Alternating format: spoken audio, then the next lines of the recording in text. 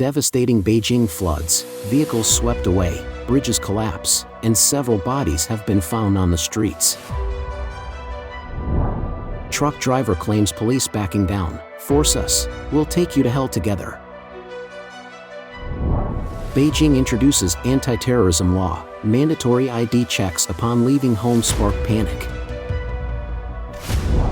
Foxconn announces $194 million investment in new factory in India. It's all covered in today's China Truths.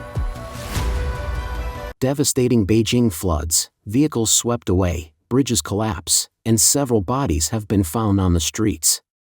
The opening news today will continue with updates on the recent heavy rain situation in China due to the impact of Typhoon Doksuri. On July 31st, flash floods struck Beijing's Fangshan district and Mentugu, resulting in severe damage and a terrifying scene. Multiple videos have surfaced online, showing flash floods in various areas of Mentugu. Entire villages were washed away, dozens of cars were swept away by rushing mudflows, and several people were reported missing. On July 31st, the most luxurious hotel in Beijing, Shitan, was swept away by the floods. That night, a guest from the Shitan Hotel in Beijing posted a video seeking help on social media. "I am at the Shitan Hotel in Mentugu, Beijing. Can someone come to rescue me?" Due to the heavy rainfall in Beijing, the roads have been washed away by flash floods. "I don't know if my car is submerged or washed away. Currently, there's no signal, no electricity, and no hot water in the hotel. I want to go home." The footage showed that the roads outside the hotel had been washed away by the flash floods, and the hotel lobby, artworks, furniture, and outdoor landscape were all devastated, leaving a scene of destruction. Another male guest posted a video saying, "It's all washed away, completely washed away. The road we came down on is cut off. The car fell into the ditch, and I think it's gone." The Shitan Hotel took 8 years and 800 million yuan to complete, officially opening for trial operations on April 30th last year, and it became one of Beijing's most luxurious hotels. Now, it has been totally devastated by the terrifying flood. According to Xinhua News Agency, as of July 31st, 2 people have been reported dead in Beijing due to heavy rain. Meanwhile, according to CCTV, 2 people also lost their lives in the northeastern part of Liaoning province. On the same day, 9 districts in Beijing were placed under the highest-level red rainstorm warning.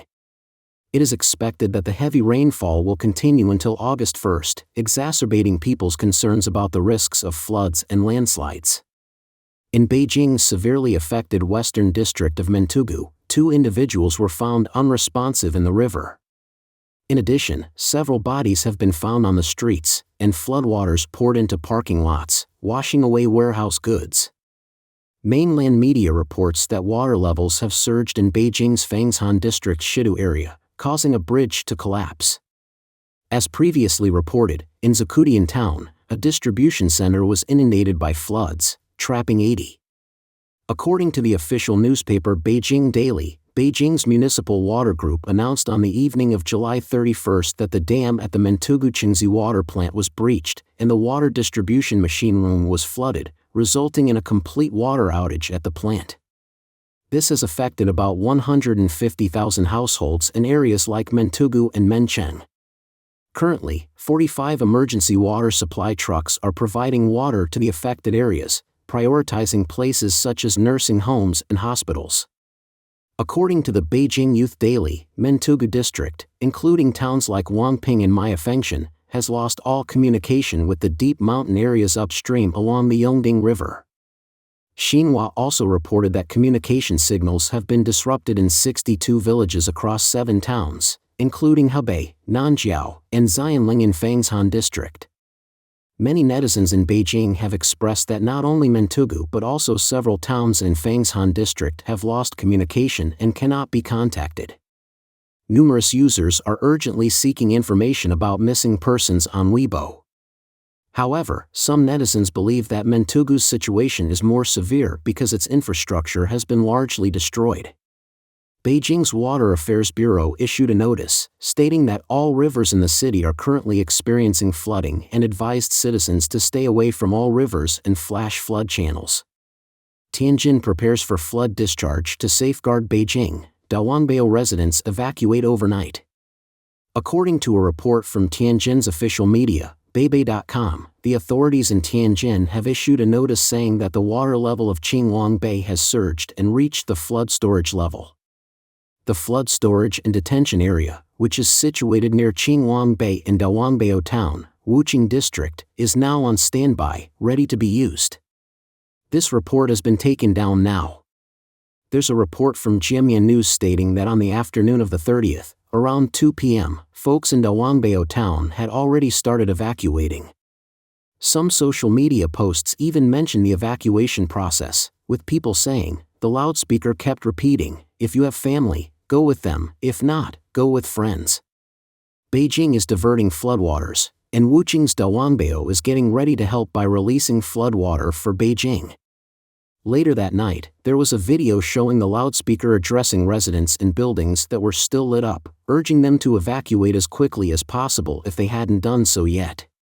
The last time they used the Dawangbao flood storage and detention area was almost 40 years ago in 1984. You can only imagine the enormous impact it will have on the local residents this time. There's a video showing that the authorities have arranged 100 buses to relocate the other villagers. The person filming the video mentioned that the picturesque Dawangbao will soon be engulfed by the floodwater, and all the villagers in Dawangbao town must evacuate. We'll have nowhere to go very soon. Similarly in Hebei, as per reports from the province official media, the continuous heavy rain has been causing river water levels to rise, leading to pre-release operations in 20 large and medium-sized reservoirs.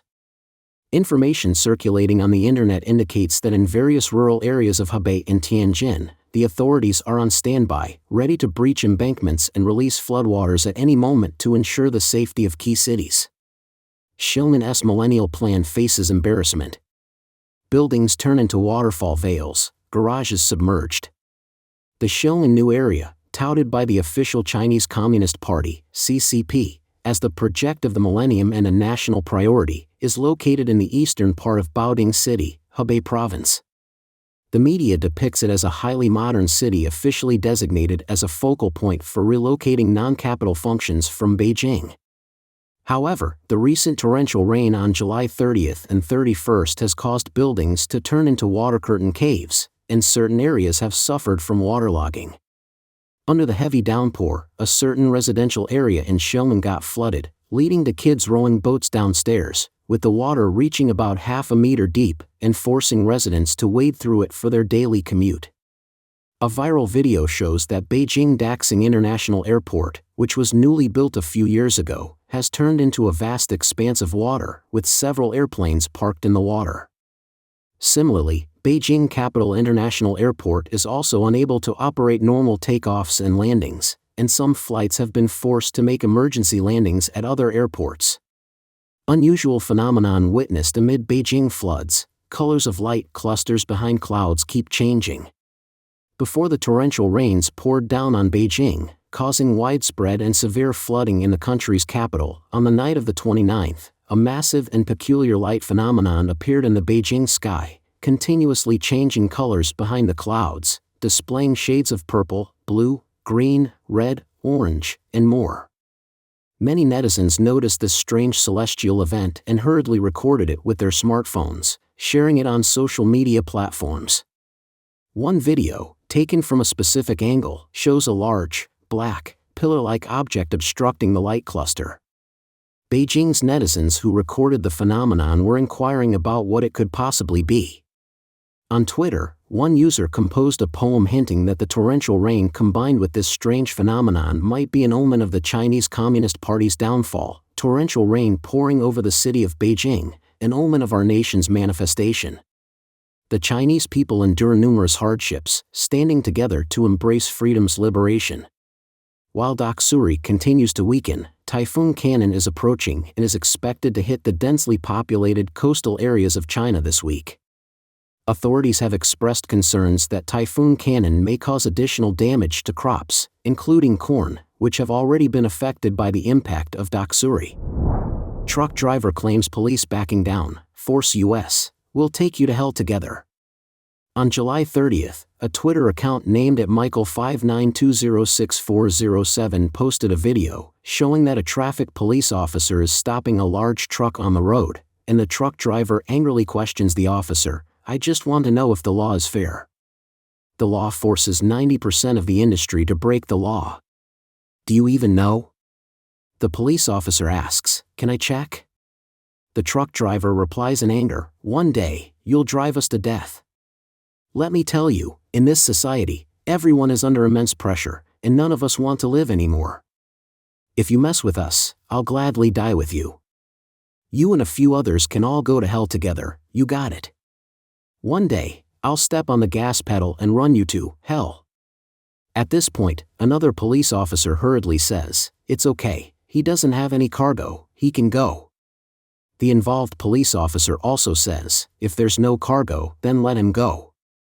As the video has gone viral, many netizens have expressed support for the truck drivers, saying, "That's right. If you don't care about your life, they will back off." Impressive, this is the right way to argue and solve problems. If every driver acts like this, the Chinese Communist Party won't dare to bully us.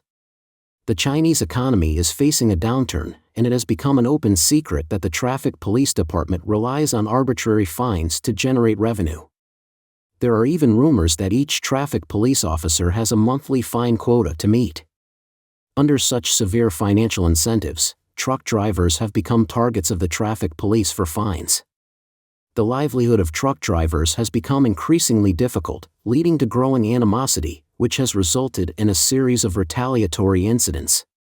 Incidents of mainland truck drivers expressing anger and retaliating against traffic police are becoming more frequent. In some videos circulated online, police cars were smashed and 3 officers fell to the ground, but the concern for the truck drivers far outweighed that for the police. The police have reached this point in the hearts of ordinary people, but who made them become CCP police? They have done too many bad things in their daily lives, which led to this situation. Beijing introduces anti-terrorism law, mandatory ID checks upon leaving home spark panic. According to reports from mainland media, on July 28, during the 4th meeting of the 16th Standing Committee of the Beijing People's Congress, the measures for the implementation of the anti-terrorism law of the People's Republic of China in Beijing were passed by vote and will be effective from January 1, 2024. The content of the anti-terrorism law involves various aspects of people's daily lives, including the inspection and registration of identity when mailing packages. Postal and courier companies are required to inspect and open mailed items, and items sent from outside Beijing also need to be inspected. The anti-terrorism law also mentions that those who rent cars, purchase bulk gasoline, rent rural homestays, and take the subway must carry identification. Internet service providers are also required to implement online censorship in accordance with the law. This has sparked hot discussions among netizens, with many considering it too tense and absurd. Some Taiwanese businessmen express that they increasingly feel like every inch of grass and wood is a soldier. Among some netizens, there was a comment mockingly like this, "I've been thinking about it, and you know what? Just regulating items like knives, guns, and bricks isn't enough to ensure safety. People still have their hands and feet, right? So, let's regulate those too. When we go out, we should tie iron chains between our feet, so we can't kick or run. And while walking on the street, let's raise our hands high and place them behind our heads, so we can't throw punches at anyone." Oh, and another netizen added that other countries implement a state of emergency only during times of turmoil, but it seems like mainland China, under the Chinese Communist Party, is in a perpetual state of emergency. Foxconn announces $194 million investment in new factory in India. On July 31, Foxconn, Apple's top manufacturer, struck a significant deal with the Tamil Nadu government in southern India to invest 16 billion rupees, approximately $194 million, in a new electronic components manufacturing facility. This venture is expected to generate 6,000 jobs, thereby boosting employment opportunities in the region. According to an anonymous source from the state government, Foxconn Industrial Internet Company, Limited, FII, will build the new plant in the Kanchipuram area near the state capital Chennai. Specific details have not been disclosed. They also mentioned that the new facility will be separate from the large complex where Foxconn assembles iPhones for Apple Incorporated in the vicinity of Chennai. Currently, Taiwan's Foxconn employs approximately 40,000 workers at its facility near Chennai. However, the company has ambitious plans to expand its Tamil Nadu iPhone factory by 4 times its current workforce by late 2024 as part of its larger diversification plans beyond China. According to Reuters, the target completion of the new plant is scheduled for 2024, presenting a significant opportunity for Tamil Nadu to boost its electronics manufacturing sector and attract further high-tech advancements to the region. As Apple's suppliers continue to expand their manufacturing infrastructure in India, the iPhone manufacturer is also exploring opportunities to expand production bases beyond China. In recent years, India's Prime Minister Narendra Modi's fiscal incentives to promote local manufacturing have increasingly attracted companies like Foxconn, Wistron, and Pegatron to join. As early as March this year, Basavaraj Bommai, the Chief Minister of Karnataka, India, had stated that the world's most valuable company, Apple, would soon start producing iPhones in a new factory in the state, creating around 100,000 job opportunities. Don't forget to comment in the section below to share your opinions on today's topic with us. Make sure to like and subscribe to see more interesting topics from China Truths.